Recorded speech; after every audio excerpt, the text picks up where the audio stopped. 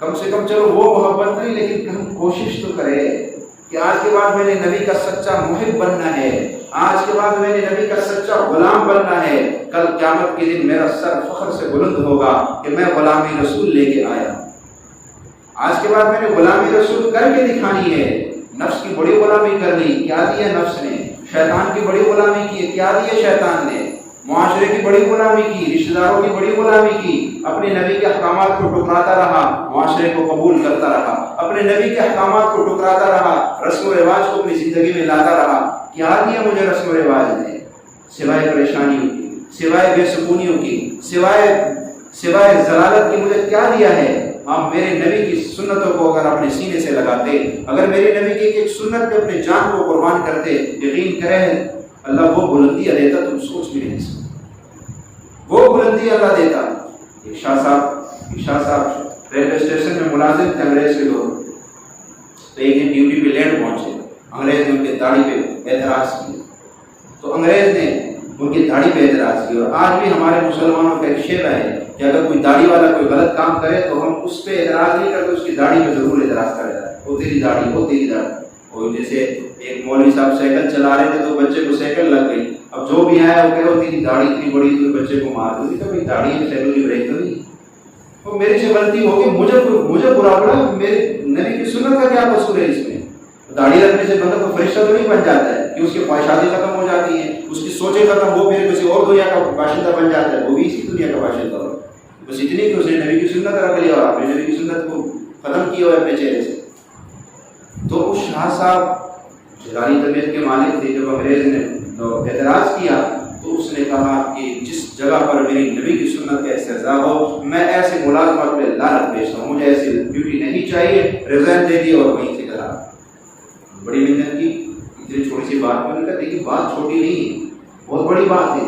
نبی کی سنت کے لیے اگر میں غیرت نہیں کھاؤں گا، اگر نبی کی سنت کے خاطر میں غیرت نہیں کھاؤں گا تو پھر میں غیرت کب کھاؤں گا؟ بہن بیٹی کے لیے تو میں غیرت کھا جاتا ہوں، میرے نبی مجھے اپنی بہن بیٹی سے زیادہ پیارے ہیں، مجھے اپنے اولاد سے زیادہ محبت ہے اپنے نبی سے، مجھے اپنے ماں باپ اپنے دوست رشتہ داروں سے زیادہ محبت ہے اپنے نبی سے۔ اور ایمان اللہ کے نبی نے فرمایا لا یؤمن احدکم حتی اکون احب الیہ من والدہ وولدہ والناس اجمعین، فرمایا تم میں اس وقت تک کوئی کامل مومن ہو ہی نہیں سکتا، لا یؤمن، لا نہیں کوئی مومن ہو ہی نہیں سکتا، تم میں سے کوئی کامل مومن نہیں ہو سکتا، لا یؤمن احدکم حتی اکون احب الیہ، یہاں تک کہ وہ مجھ سے محبت کرے، من والدہ والدین سے زیادہ، وولدہ اولاد سے بھی زیادہ، والناس اجمعین اور دنیا کے سارے لوگوں سے بڑھ کر سب سے زیادہ اگر وہ مجھ سے محبت نہیں کرتا، اس کو مجھ سے اولاد سے زیادہ محبت ہے، اس کو وہ مجھے اولاد کو مجھ پہ ترجیح دے جاتا ہے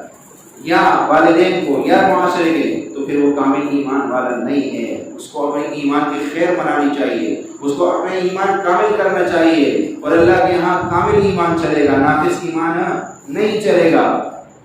تو شاہ صاحب نے رضین دے دی، گھر آ کے رات کو آپ صلی اللہ علیہ وسلم کی زیارت ہوئی، فرمایا بیٹا تو نے میری سنت کے لیے غیرت کھائی ہے، بتا کیا چاہتا ہے تو اللہ ایک سنت پہ ہاں صلی اللہ علیہ وسلم فوراً تشریف لائے اور فرمایا خواب میں تشریف لائے، فرمایا بیٹا کیا چاہتے ہو؟ یا رسول اللہ جو مانگوں گا ملے گا، فرمایا ہاں جو مانگو گے ملے گا۔ کہا یا رسول اللہ اس چہرے انور کی روزانہ زیارت چاہتا ہوں، اور فرمایا جب تک شاہ صاحب زندہ رہے روزانہ آپ صلی اللہ علیہ وسلم کی زیارت نصیب ہو، روزانہ بلا ناغہ۔ تو اب دیکھیں ایک سنت پہ غیرت کھانے والے کو اللہ نے کیا مقام دیا، اور جو ساری زندگی سنتوں پہ غیرت کھائے، جو ساری زندگی سنتوں کے لیے معاشرے سے لڑنے کا مطلب یہ نہیں ہے کہ آپ کسی کے گریبان میں ہاتھ ڈالنا شروع ہو جائے، نہیں، ہمارا دین ہمیں امن کا درس دیتا ہے۔ آپ اپنے اوپر تو سختی کر سکتے ہیں نا، کسی اور کے جسم پر، کسی اور کی زندگی پہ آپ کا زور نہیں چلتا ہے، اتنا ہے کہ ہم اس کو نصیحت کریں، ہم اس کو کہیں یہ میرے نبی کا طریقہ کر لے تو بہتر ہے، لیکن اپنے اوپر تو آپ سختی بھی کر سکتے ہیں، اپنے اوپر اپنے نفس کے اوپر جبر بھی کر سکتے ہیں کہ میرے نبی کا یہ طریقہ ہے، میرا معاشرہ یہ کر رہا ہے، میں یہ نہیں کروں گا، میں یہ کروں گا۔ یہ ہوا لڑنا معاشرے سے، اس کو کہتے